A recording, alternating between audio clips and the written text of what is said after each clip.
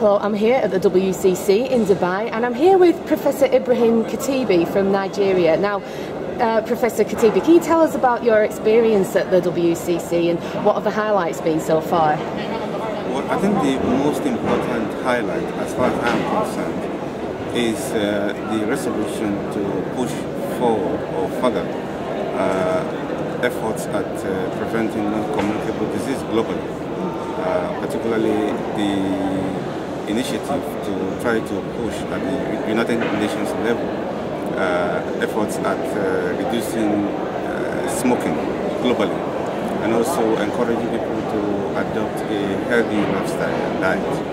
And if this is done, you know, the World Heart Federation should be able to reach a target of reducing cardiovascular morbidity by 25%, which would be a significant reduction.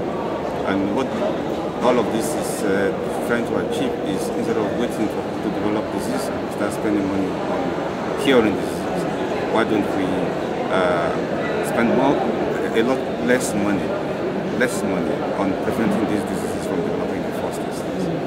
And this message will be carried to all the nations of the world, because well over 100 nations are represented here in Dubai. It's interesting that you talk about prevention.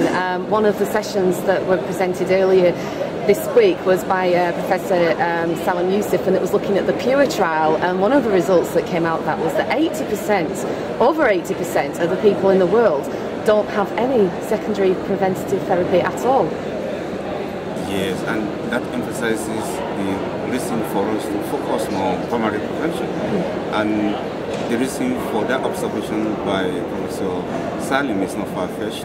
It is because of the economic challenges in different parts of the world. A lot of the developing countries will not have resources to be able to put up structures or facilities to give secondary preventive measures. So, but if we focus on primary preventive measures, which are a lot more cost-effective, cheaper, and easier to adopt, I think the need for even secondary preventive measures will be far less. And this is the emphasis from the World Heart Federation.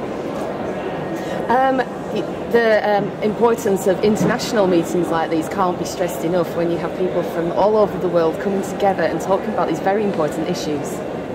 Yes, I said that earlier on when I commented that we have well over 100 countries represented here.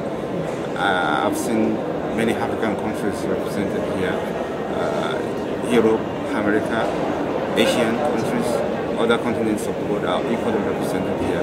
The message will be taken back home by the national societies, you know, for the prevention of cardiovascular disease from all these nations of the world.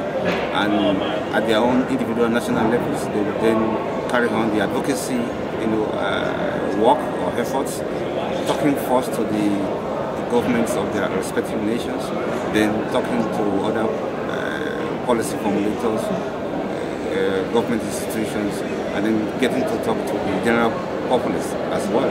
And this way the message will be carried far and wide, and by the time everybody is playing our own beats in the role, by the end of 2025 or thereabout, we shall be able to reach the target of reducing morbidity and mortality from cardiovascular diseases by a quarter.